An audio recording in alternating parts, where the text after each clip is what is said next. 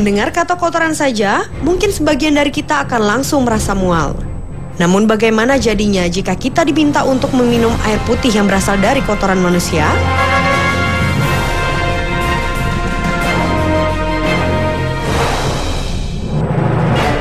Tergerak oleh kebutuhan air bersih untuk berbagai negara yang membutuhkan, Bill Gates bersama yayasannya sudah menaruh perhatian terhadap sistem sanitasi berbasis teknologi. Melalui sebuah alat bernama omniprosesor, Gates mengungkapkan proses pengolahannya. Kotoran manusia dalam jumlah besar akan dibakar dan menghasilkan listrik, air, dan abu. Karena dibakar dengan suhu tinggi, air menjadi tidak berbau. Bill Gates pun membuktikan kemampuan alat itu dengan meminum air pengolahan dari omniprosesor. Alat ini sendiri dibanderol seharga 19 miliar rupiah untuk kemampuan hebatnya itu. Tertarik untuk meminum air putih dari alat ini?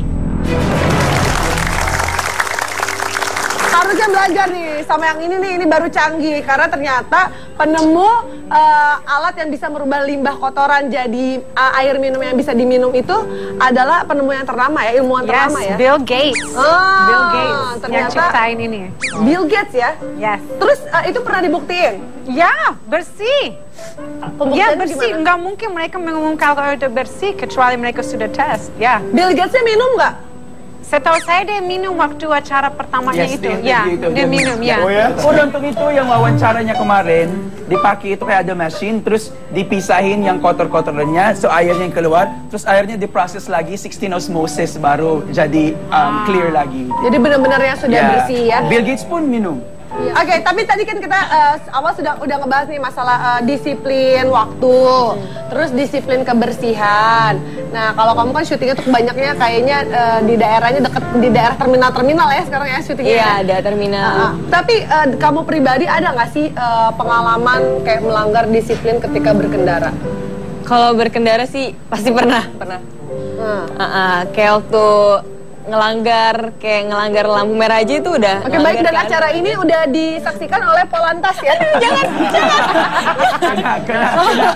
Baik, selamat malam Bapak Kapolda. Dikat.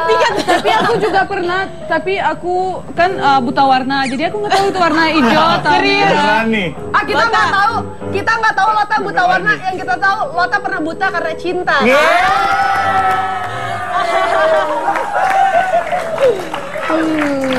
Terus gimana kejadiannya? Jadi kayak waktu itu kan pulang syuting tuh malam banget. Waktu itu bukan syuting sitkom, tapi pas masih pulang pagi gitu kan. Kamu pulang pagi, anak gadis. Iya. Oh iya. Maksudnya, ya kan karena kerja kak. Ya kerja ya. Apa namanya?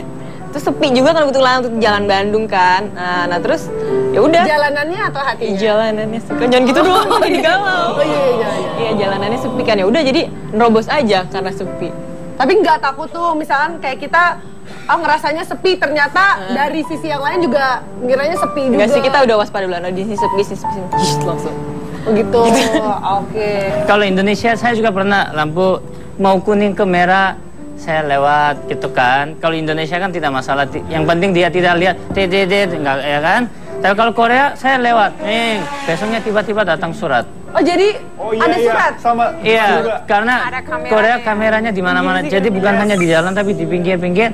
Ya contohnya saya dulu pernah pipis di jalan, surat datang. Terus saya mobil nyetir, langsung tiba-tiba besok denda 1 juta. Mungkin Li waktu itu jet lag ya, berasa masih di India ya. Ternyata di sana sedetail itu ya. Ya, kalau di Amerika di Amerika juga sama. Kita ada kamera di setiap lampu merah hijau itu, juga di lampu jalan. Jadi mereka tangkap kalau kita terlalu cepat dan juga kalau kamu terlalu slow. Jadi kayak nenek-nenek yang bawa mobil slow banget, itu ditangkap, dapat speeding ticket, harus bayar denda kecepatan. Speeding. Walaupun nenek. Speeding ticket. Speeding. Jadi waktu aku di Amerika, aku bawa mobil pelan-pelan, mamaku marah. Jen, kamu harus lebih cepat, kalau tidak kamu dapat speeding ticket. Loh, speeding ticket, saya kan pelan sekali. Ya nggak boleh pelan, membahayakan orang di belakang. Walaupun kalau begini angkot di Indonesia ketangkap semua. Makanya. Saya nggak berani berani nyetir di Iya, sini. jangan. Berarti angkot di Indonesia udah bukan dapat sepiring deh, sebaskom tiket ya kalau gitu ya. Jadi ada peraturan yang kayak kalau kita apa tuh tiket tuh kayak surat denda ya, surat tilangnya tentang untuk Dan kecepatan mahal. ya. Dan itu kamera akan tangkap kamu. Dia bisa baca kamu secepat apa. Jadi kamera itu bukan hanya tangkap wajah kamu dan license Mobil. plate. Dia bisa tangkap kalau kamu di bawah atau di atas. Zodiak kita ketahuan nggak tuh sama kameranya? Nggak bisa ya. Oh iya. Oke, lantas silakan. Jadi di Uzbekistan sekarang peraturan juga baru seperti itu. Jadi kalau kita salah kita dikirim lewat pos, dikirim foto, jadi buktinya semua ada dan harus bayar denda. Tapi yang unik, kita untuk bisa dapat SIM kita harus belajar 6 bulan.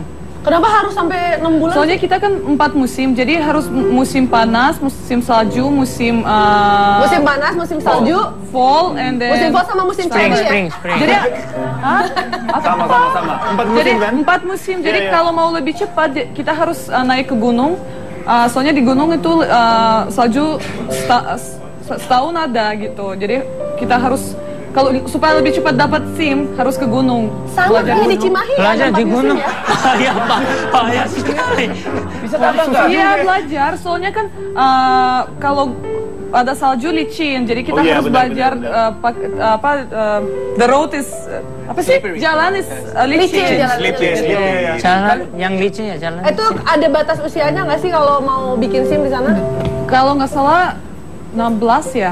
Wah, 16. 17, kecil 16. sekali. Berarti kalau di sana anak cewek sore-sore gitu rambutnya masih basah-basah gitu bisa bawa motor nggak boleh ya? Motor kita nggak ada. Oh, nggak ada. Oh, kasihan ya. Ih, kasihan di Uzbek gak ada cabe-cabean nih.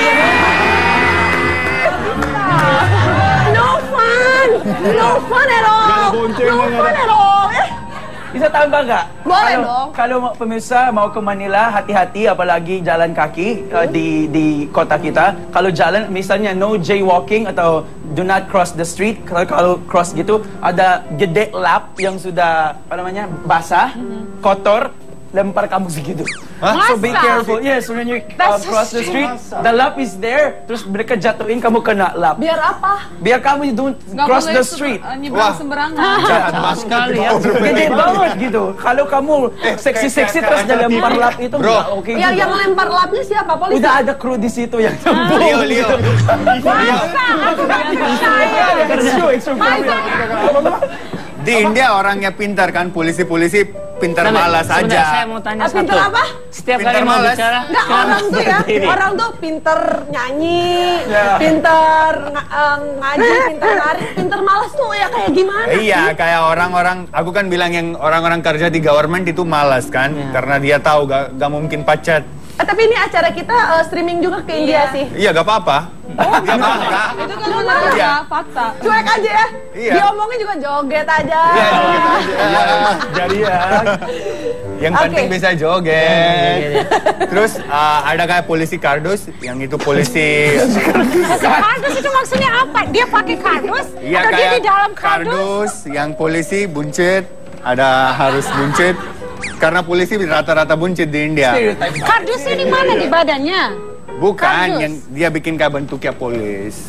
Oh, jadi bukan manusia, tapi Bukan manusia. Boneka. Ya, bukan manusia. Oh, bukan manusia. Oh, Ini iya. juga. Tapi enggak. Tapi lebih pintar orang Indonesia. Kenapa? Di jalan-jalan ada polisi tidur.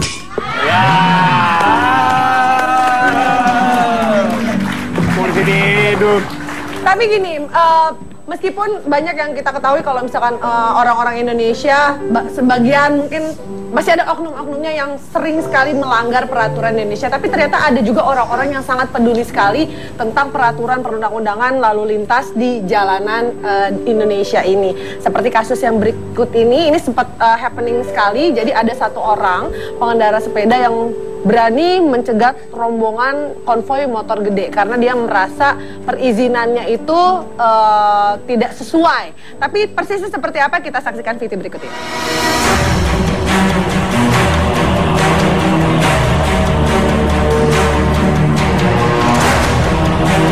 Semua pengguna jalan harus taat peraturan lalu lintas.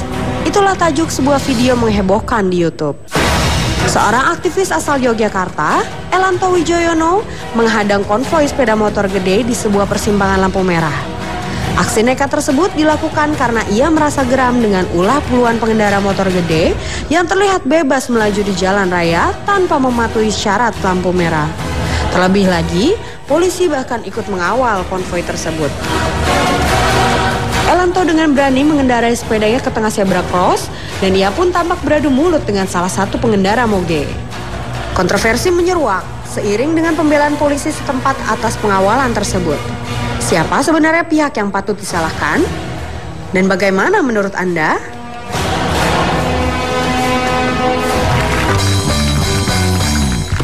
Roll